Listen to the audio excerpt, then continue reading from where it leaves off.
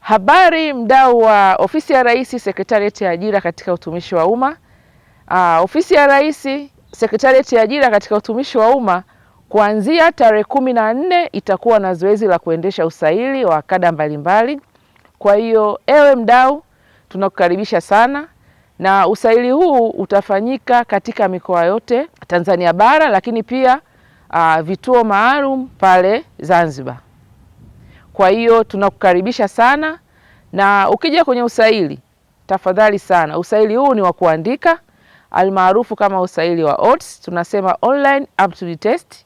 Usaili huu utafanyika kidigitali, na kitu kikubwa ambacho unatakiwa kukumbuka ni email address yako na password. Email na password ndio zitakuwezesha kuingia katika mfumo huu wa ajira poto, na utaweza kufanya usaili wako huu wa kuandika. Na usaili huu umepangwa katika mikoa. Ewe mdau wa Sekretarieti ya Ajira, nenda katika akaunti yako, angalia umepangiwa kituo gani, katika mkoa gani, na usaili wako utaanza saa ngapi. Tafadhali sana, fika mapema katika eneo la usaili. Angalia unatakiwa kufanya usaili katika eneo gani.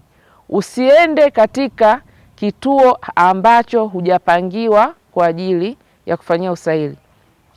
Tunapanga eneo la usaili kulingana na mahitaji. Kwa hiyo ukienda katika kituo ambacho hukupangiwa kwa ajili ya kufanya usaili, hautaweza kufanya usaili wako.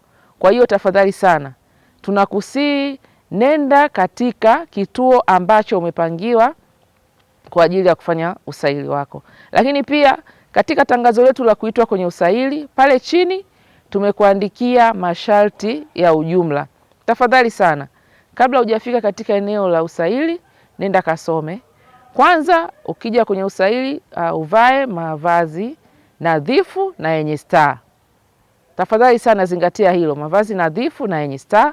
Lakini pia hakikisha umefika na kitambulisho kwa ajili ya utambuzi, lakini uje na vyeti vyako vyote halisi, kuanzia cheti cha kuzaliwa, lakini pia vyeti vya taaluma.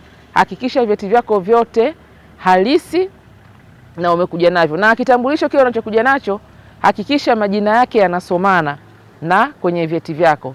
Kama una changamoto ya majina, tafadhali sana njoo na affidavit au deed poll ambayo itaweza kukutambulisha katika hayo majina yako. Kikubwa sana, fika mapema.